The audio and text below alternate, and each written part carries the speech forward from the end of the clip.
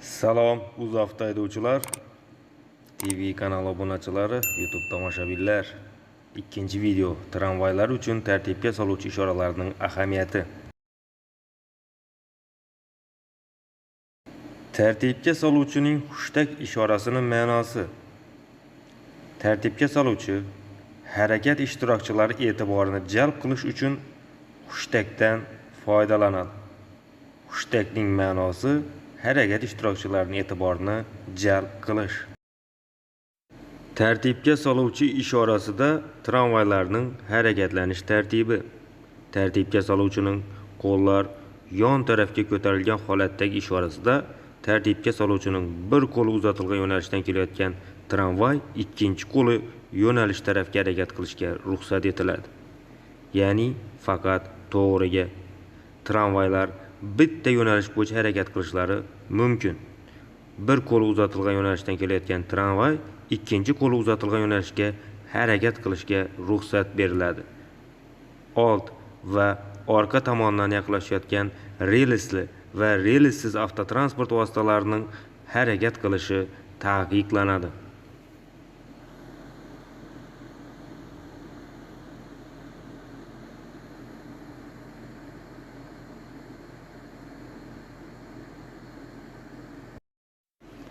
Tartibga soluvchining qo'llar yon tarafga ko'tarilgan holatdagi ishorasida relsiz avtotransport vositalari to'g'riga hamda o'ng tarafga harakat qilishlari mumkin, lekin relsli transport vositasi tramvay faqat to'g'riga harakat qilishga ruxsat etiladi.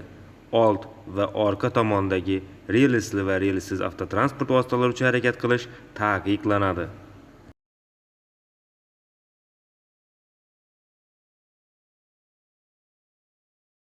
Tartibga soluvchi ishoralarda tramvaylarning harakatlanish tartibi. Ikkinchi holat. O'ng qo'l oldinga uzatilgan holatdagi ishorasida chap qo'li uzatilgan yo'nalishdagi tramvay chapga harakatlanish ruxsat etilgan. Jezl uzatilgan tarafdan kelayotgan tramvay esa o'ngga harakat qilishi mumkin. Chap yelka tarafdagi tramvay chapga harakat qilishi mumkin, lekin to'g'riga o'ngga harakat qilishi taqiqlanadi. Relsiz avtotransport vositalari esa barcha taraflama harakat qilishga ruxsat etiladi. Orqa tarafdan va o'ng yelka tarafdan tramvaylar va avtomobillar uchun harakat qilish taqiqlanadi. Jezl uzatilgan yo'nalishdagi tramvay faqat o'ngga harakat qilish mumkin. Avtomobillarga ham faqat o'ng tarafga harakat qilishga ruxsat etiladi, lekin jezl uzatilgan tarafdagi tramvay to'g'riga chapga harakat qilishi taqiqlanadi.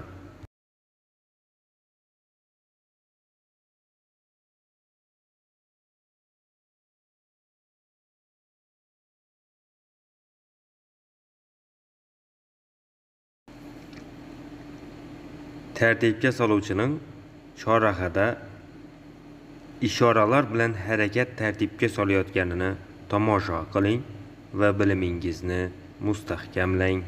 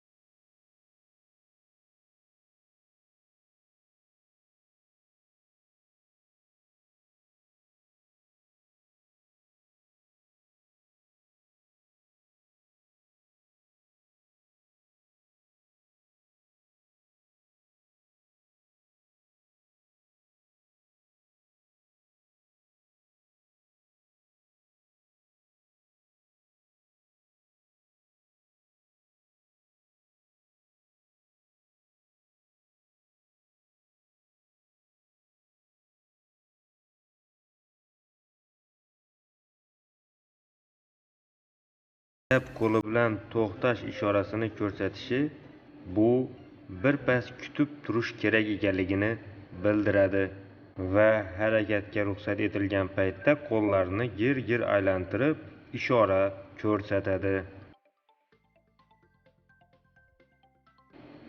Tartibga soluvchining jezlni aylantirishi mazkur ishora yakunlanganligini va boshqa ishoraga o'zgartirmoqchiligini anglatadi.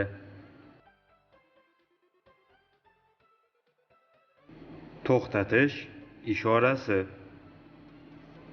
Tartibga soluvchi avtotransport vositalarini to'xtatish ishorasi jezlni to'xtatmoqchi bo'lgan transport vositasi tomonga yo'naltiradi va to'xtashi kerak bo'lgan joyni ko'rsatadi. Bu vaziyatda haydovchi ko'rsatilgan joyda to'xtashi shart.